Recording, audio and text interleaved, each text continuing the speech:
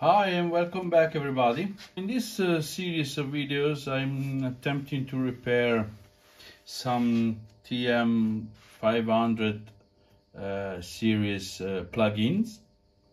In the previous video on this series I've revived that one, and today I want to try to resurrect this. So we have seen in the introductive video that it's missing some knobs and nut. Here there is some damage, but it's completely dead. So as we will see,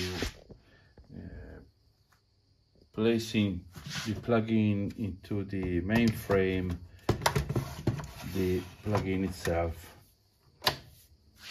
it's completely dead. Now this universal counter comes with the mainframe itself. This multimeter comes in a separately batch, so I don't believe it's a matter of dropping, but we never know. So I think it's time to take it apart and see if we can trace out what's going on this one. I made some room on the bench, so removing this does not reveal good thing. Already I've seen a resistor that is flying in the breeze, as well as this. I need to familiarize with this. I don't know nothing about that, but there are loosened screws over there. This screw is loosened, as well as this. This is not a good sign. So probably somebody has attempted to repair and gave up. Also this one is very loose. This is bent like that. I'm not sure that it's supposed to be like that. We have a fuse here, some capacitor back there. So I think I need to take it apart and see what's going on inside. It seems that the removal of the bottom and top cover or panels, it's quite difficult.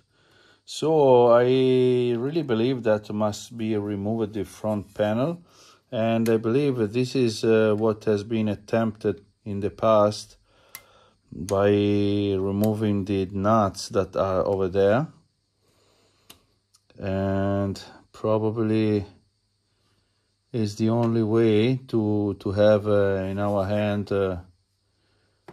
those boards. There is no way to work on that. Well, I eventually been able to remove this pull lever, plastic lever that I always am scared to break it. It's a very brittle. But in this case, I've been lucky, and that has exposed very tight screws. Probably nobody has removed those. I really want to expose all the parts of this plugin, as I really don't know what is inside here. And look at that, what kind of oxidation there is over there, over here. That is a real mess. I don't think that will never work. Let's try to remove that. Okay, so we will have a bit more open space. So very sticky and tight, dry out. At this point, I think we need to grab this schematic and start to check the power lines here. Well, as a first step to check, I'm going to check the fuse, and the fuse is open, so probably there is a short circuit or an overload. So let's see if I can figure out. So far I didn't find any short circuit, so probably those large capacitors where I need to be reformed, and with the direct plug-in the fuse failed. However, I've noted that there are a lot of tarnished ICs, and the tarnishing is jumping pins, and I'm afraid that it's conducing. So I want to try to deoxidize in some way. They probably has an internal fail, but we never know, so it's worth to attempt to save. So this side of the counter is cleaned. They are not perfect, but it's absolutely better than before, and I believe that it has worth the time spent. Now I will move on to this side. I have already sprayed those that are very black and tarnished. By the way, look at the dust and the oxidation that I have removed from the other side. That was really much. So I'll be back when I will be finished. Well, I've just finished the cleaning process of the IC, and I'm partially reassembling to test it onto the mainframe. But when I was looking around, I found this resistor that is broken off. So that for sure is a problem, as well as the blown fuse. So let's reattach, resolder the resistor. I will check with the ohmmeter, place a new fuse, and test onto the mainframe. Okay, everything is reattached, and it's a bit dangerous setting. Hopefully nothing is making shorts anywhere. So I have plugged through the dim bulb to the variac, and I'm going to rise up volt a bit. And as this is this mainframe has a linear power supply, it should rise up slowly voltages. 100 volt, but I don't see any live sign. So probably it would be a nice idea to check some voltage. Okay, I have connected the voltmeter, and I'm checking the plus 5 volt that should have on here, so you can't see, but I also should have here, I believe. Yeah, we have 1.3 volt, and we have nothing on the screen. So I'm going to raise up a bit more.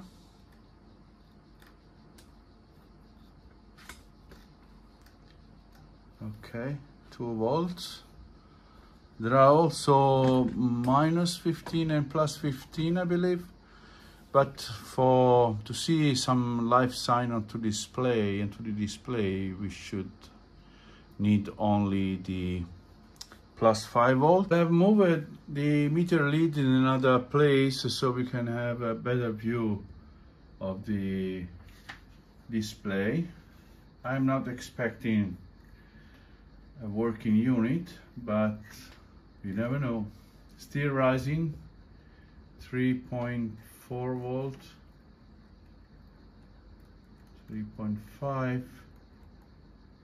Oh, look at that. We have display. By the way, we also have a dim bulb which is lighting up.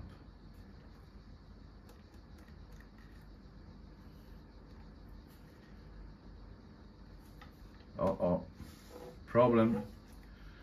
Voltage has dropped to 1.4 volt.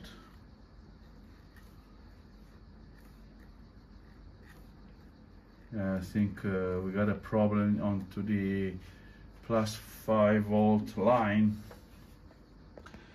Well, we got blown fuse, so it means that we have a problem onto the voltage rail, and only when it's rising to a certain voltage. So let's try to understand why. Well, looking at the manual, it seems that the fuse that was installed was too small, and it is required a 4 amp fuse, and I'm monitoring and supplying with the external power supply the 5 volt, and I'm having 1.75 amps, and it seems that this plug-in it's should draw a lot of current, and if you want to use 2 units in one of the mainframe, must be increased fuse from 5 to 7.5 amps, as it seems that the current draw of this thing is quite high. So therefore I will replace with a stronger fuse and check it out again onto the mainframe. I have installed the 4 amp fuse as required. The one that I found in the unit was 0.5 amp, and the one that I have installed was 1 amp. So let's see if now we can reach the point that start to, okay.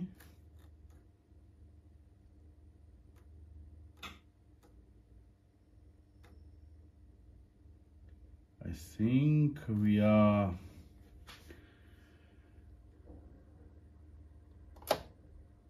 it seems that doesn't work. At this point I can go without the variac.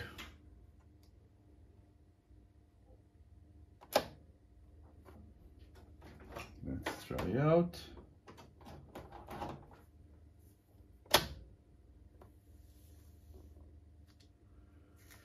Okay. Let me bypass the dim bulb. Okay. Don't know if it's supposed to read like that.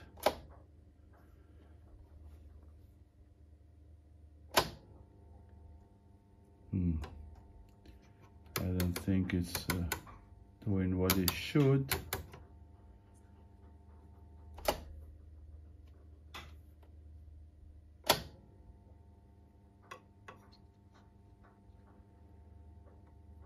However, the voltage are fine. Let me check the other two, which are -10 and +15.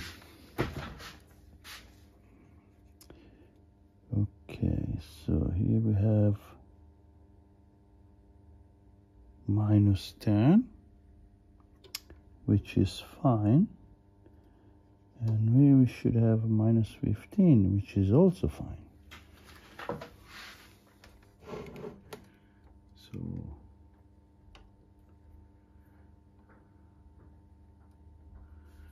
okay, let me study a bit the front panel. Well, we have at least a display lighted up. This LED is very dim, and whereas this one is stronger, it seems that the driving circuit it's not doing as it should. However, I don't have any gate, and this normally means that there is something wrong. I am applying 250 millivolt source of 100 kilohertz, but I have a varied frequency from 10 kilohertz to 20 megahertz. No reading, so must be troubleshooted more than that. However, the ICs are quite warm, and this thing I think would be a better idea to use in TM506, which has the ventilation, the forced ventilation with a fan, as this is quite warm. We have seen a lot of tarnished ICs. Probably some of those are faulty. However, it's alive to some extent, and this is moreover, look at that. If I press reset, all the digits are working fine. It seems that the function of reset is doing as it should. If I place the dim bulb, it will drop down and doesn't work. So we need to figure out what's wrong in the counting section. Well, we start to see some activity. Should count continuously, and stop it to the second digit. So I believe this is a display problem. By the way, there is an internal 1 megahertz oscillator, which is enabled by this switch and was flipped onto the external reference. Well, studying a bit the theory of operation of the counter, it accumulates in several latches the counting, so the counter is free to make the next count. And the latches that is using in this section, the trigger section, is the 7490, the SN7490, which is the same, exactly the same that used in the display section. Now this is from trigger section, and I'm testing over there, and it's testing fine. And this is, hopefully will focus, 7490. Now if I grab one of those, let me check, onto the display, and I test, it failed completely. And all of those three are failing. Two of them are completely dead, and there is one which is a bit completely dead.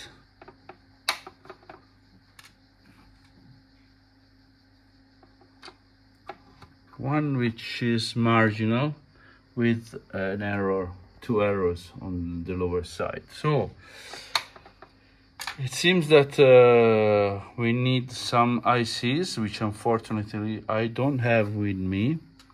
Additionally, I was checking onto the trigger section randomly ICs, and I found this 74S112 that was marginal. Sometimes failed, sometimes not. Sorry for this glare. Okay, let's do like that.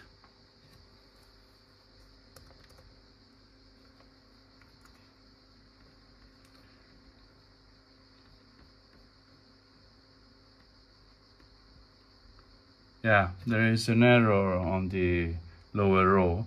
Sometimes do pass the test, but if I reduce the voltage, pass the test, so it seems that it's marginal.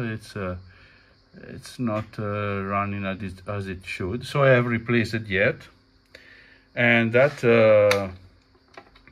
has started to gate, and the counter start to behave a bit, but still doesn't count. The display was misbehaving.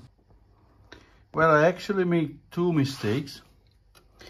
The latches are not 3 but 2, and the other two are, one is an SN7404 and another one SN7400 respectively, and they are fine, but I was misplaced one of that.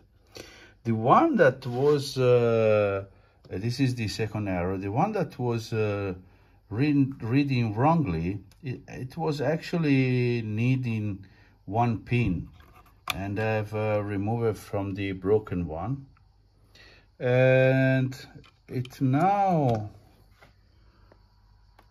reads correctly. So that might give us a different result. Well, it seems that we now have a different behavior. Remember, we still have one of the latches that have one line that is not working, one gate that is not working. However, I'm now at 1 kilohertz, 200 millivolt. This is the output from the oscilloscope, actually from the channel A itself. And if I switch onto 1 megahertz, we see that we have a different output, and we are starting to see some more correct reading. Let's try 12 megahertz. Look at that, it's counting. Yeah, we still have the problem of the IC, but it's now counting. That is unbelievable. It's alive. Well, I changed my source and I'm pushing to the limit, 250 megahertz, and it's not bad. Not bad.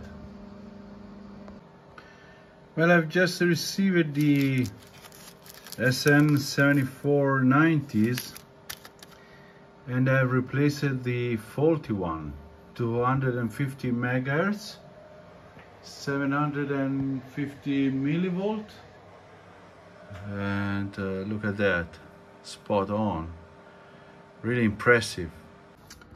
No matter if I switch from internal, back feeding signal, or front BNC, which I have shorted in this moment, and it's continuously counting 600.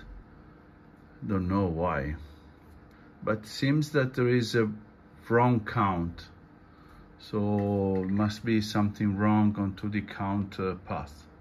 Well, attempting to figure out where the counting path is misbehaving, I have removed this chip to see if the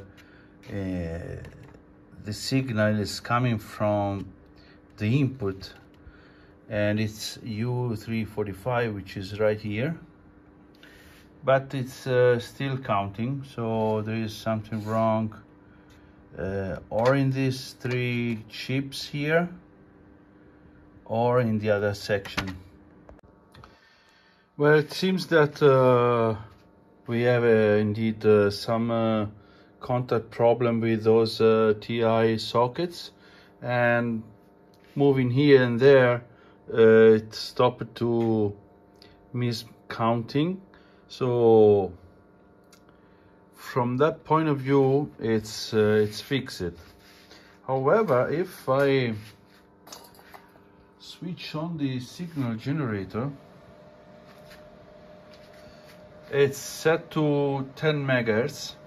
It's count correctly, despite there is this one that is going here in and out, and shouldn't be. The counting is pretty spot on. There is something wrong in the counting, and I have noted also that there is a problem here with this range setting. Now, if I switch off the signal generator, and I, by the way, meanwhile sourced the original manual, and this indicate the decimal point and what we should have as indication onto the display. So this is megahertz and this is kilohertz, and as we have here in the front panel. By the way, I have a problem here, as in the first range it's okay, second range it's added 1 and it's okay, but the third we should have only 3, and we should switch on to kilohertz according to this table, and it's not. And then the first position, it's okay, 4 digit, 1 decimal point and kilohertz. So I'm afraid that there is a problem here in the switching system or in the logic that controls that. So I need to figure out where the problem lies. Well, the way that it is showed in the schematic, the range switching is not really clear, and it took a while to understand what's happening. This is a matrix of the switch control for range and function change and setting. So we have these numbers. These are the switch number. So in this case, switch 10 for frequency 8, it's always on. And here we have switch 10, so it is continuously feeding this IC U929. But we also have other 3 switch for frequency A function, and we are looking for 1 second, that is the one that is not working correctly, which is switch 9, and also switch 8, because I believe that there is something wrong here. Perhaps the contact is not switching or remain on. So it seems that we have during this phase, it seems that contact A remain, but I'm not sure. So I need to figure out where those contacts are. So I'll be back. So here we have switch 9, which is pulling to ground this line. This is switch 8, which is doing the same. So I can measure statically actually if it's on pin 13 and 14 or U895 over there, if those lines are tied to ground when we switch the range. So let's do that. I think I found a problem. Here I am at pin 5 of U925, which is right there, and it is on this line, and it is at I state, but it is at 2.4. I can move to low state, that has it is driven by the switch number 9 over here. So let me switch on. Well, as you can see, it's always at this stage. So I'm afraid that the cam here and the contact in the cam are not working on this channel. But I had a good signal here, so I'm afraid it's the socket. So I eventually have decided to remove the cam switches and servicing with lubrication and cleaning all the contacts, because I want to avoid to make some troubleshooting, and the problem is here. So that is clean and perfectly working. So time to reassembly and check it out again. Well, cleaning the cam switches has not improved the behavior, and what I've decided to do is to remove this IC and this IC, and I'm having the same problem. So with the ICs removed, I'm at R912 over here, and let me grab the probe onto the resistor. Okay, so now it's connected to the resistor. Position 1, position 2, position 3 we have 500 millivolt, and position 4 we have 5 volt. Now the third position is the right one that is not working. Now removing this and removing that, I shouldn't have any load onto those lines, except with these diodes, or if we have another connection with S195-9, which is not shown in a easy way. So I'm afraid there is another connection to this which is not working fine. By the way, I will check these diodes for leakage. Well, none of the checks that I've done has given some result, and still I have the misbehaving. So I decided a more drastic approach, and I have removed all the components that are in this line, right? These two lines, this and that. So we don't have any switch because it's open, and the switch is clearly well doing. I have lifted up these two resistors, those two diodes, removed this IC, and removed this IC, which is an only one IC. And there are no other switch number 8 involved in the circuit. And I'm checking onto the line, and I'm having 10 megs on this relevant to ground, and on the other one I'm having 8 mags. Now I think there is some contamination down to the ICs, so I will need to remove this IC and this IC and check, or maybe also down those ICs, and check if there is any bad contamination there, because there is no other reasons at this point.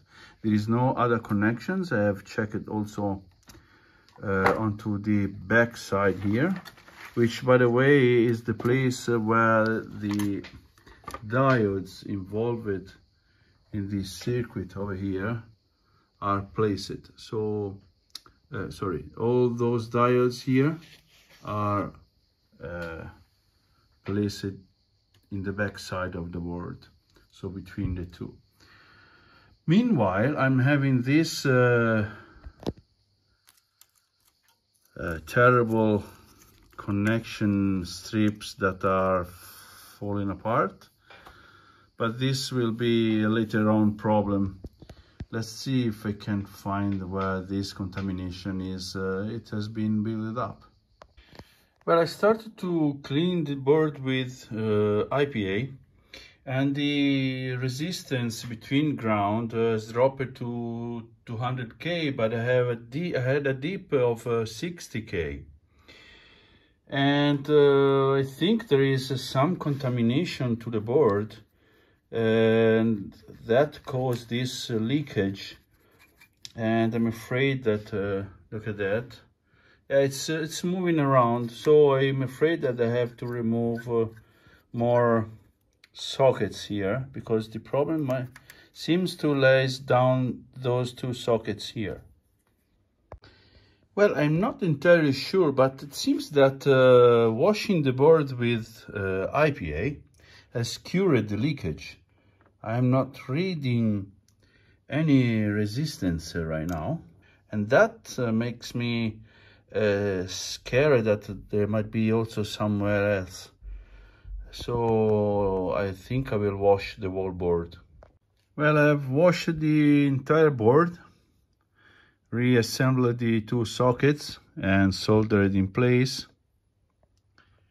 No leakage, no resistance at all. So I'm not sure that that will fix the problem of the wrong display, but at least I should it might be that I have fixed the counting without signal, that might be some spurious signal where feeding some counters. So let's reassembly. By the way, I'm having this nightmare of the strips over there, which is falling apart. Not sure if I will save this or if I will replace with a modern ribbon cable. So the ribbon cables has been removed, and none of those has survived. I initially thought to use a ribbon cable, but I have two problems. The pitch, it's very different, so will be not a clean job. Moreover, the wire section, it's a bit small, and with the current we are having here, I think we need to switch to a single wire. It will be a bit messy, but for sure stronger and more reliable than very thin wire ribbon cable. So the wire replacement is finished. Very long job. I still have few wires to reattach, as I have removed for precaution. I had to flip the boards back and forth so many times that I was afraid to break the wires, so I have removed those, I say it just for precaution. So now I will reattach those and reassemble the display and see if it's still working. Everything is reattached, and I also been able to find SMB plug replacement. So I now, despite I have tried to repair this, I eventually have found a nice replacement. So I have also swapped that.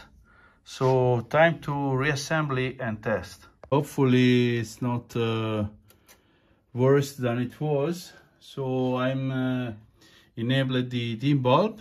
Let's see what it does. Okay, seems still in good shape. We still have this LED a bit dimmer, but okay, I'm with dim bulb, so I need to go to full power. So this okay, this is okay. So now at this point I should have 3 digits and it should switch on to kilocycle. Okay, look at that. Now it's doing what it is expected to do. This is a very nice improvement, and it seems that it was caused only because of that leakage onto the board. Now we are not gating. Let me see if it's switched to hold here. Yeah, we are not gating. Don't know why. No way to see gating flashing. So let's see why that. So now it's time to figure out what's wrong with the counting. It's in the function of totalizing, and as you can see, when the count on the 3rd digit reach the 7, when it switch to 8, become crazy and goes on to the add the 3 digits. So something wrong in the counting path. I think I found something interesting, and I'm still struggling to find where the counting problem is starting from. I have checked with the frequency counter, and I'm feeding 1 megahertz onto the frequency counter. I'm having here 10 kilohertz, and I'm having here 1 kilohertz, really precise and stable. I'm having a sort of signal here, but very noisy. So what I've done, I have lifted up this resistor and this capacitor. Look at what I have in this node without any other component, which is right here. This is the capacitor, this is the resistor, and this is the place where this capacitor stay. And if I switch on, it will help. Look at that. There is a huge signal that shouldn't be there. Now, the output of the resistor, it's nothing, as I have switched to hold here. If I move, it will gate, and I should have some sort of signal. And indeed I have. Now the vertical amplification is too much. Now I want to try to connect these 2 components together and see if the count will be better reading. So I have temporarily jumped the 2 components, and the capacitor that should be a smoothing capacitor or a leveling capacitor, which is right this one, it's not connected. So let's try it out, and look at that. it's more precise. I'm not having this digit and I'm not quite sure why, but this clearly has fixed the counting problem. So there must be something wrong in the connection. Well, I think I found why the third digit was not working. Let's straighten it up and try. I see back in place with the straightened pin, and look at that, beautifully counting. I was checking every and each single part here and nothing was wrong. I have probed all around here for hours and hours, and until I discovered that here the signal here was very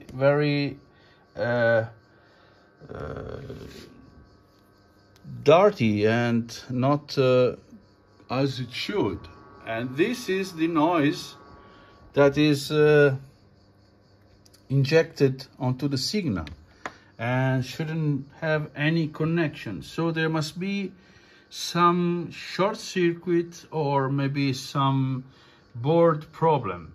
But look at the counting, it's unbelievable, perfectly spot on. Let me switch to some other frequency. 1 kilohertz should take a while to count since it's in a very, but look at that, it's counting.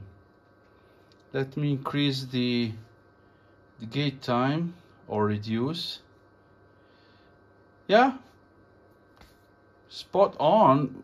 There is clearly some differences between the internal oscillator and the source, but it's on to the count. So let's try with some high frequency. 150 megahertz, 255 megahertz, again perfect. Well, unfortunately I'm not able to find any contamination or short circuit that can cause that problem. So I really believe that there is an internal problem or fault into the PCB itself. So what I've done, I have removed the temporary jumper wire and I have connected the three components together. It should work. So let's reassemble and test again. I've got everything reassembled, including the machined nuts and a very big washer that is only available on my hand at this moment of time. I've got repaired the shorted out coaxial wire that was onto the PCB. Got all the wirings there reattached. So let's see if it works. Clearly I have also BNCs and the knob. I've been able to source two original knobs, and I'm waiting their arrival, and it should be in the next couple of days. So for the moment, let's see if it's still working fine. So everything is back in place. I'm feeding 1.2, 3, 4, 5, 6 megahertz. Look at that. Yeah, it's the last digit. It's moving around. 5. This should be 6. Yeah, probably still the mismatching from the 2. 5. Yeah, probably need calibration, but it works, and it works fine, and I'm quite happy. The effort required from this instrument has been quite huge. So I will wait for the knob and I will perform the calibration, but that for you will be just a matter of a second. And this is the final result with all the original knobs. I'm feeding 50 kilohertz and it's counting pretty fine. There is still it's rising up the temperature. These are the two original knobs, so the counter, it's working perfectly. The calibration went pretty fine.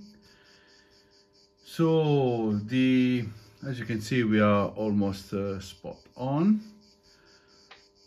The repair has been very difficult, but we've been able to bring it back to life and working fine. So that concludes the repair of this. In the next video, I will take care of another plugin. So thank you very much for watching, and I wish to see you back in the next one.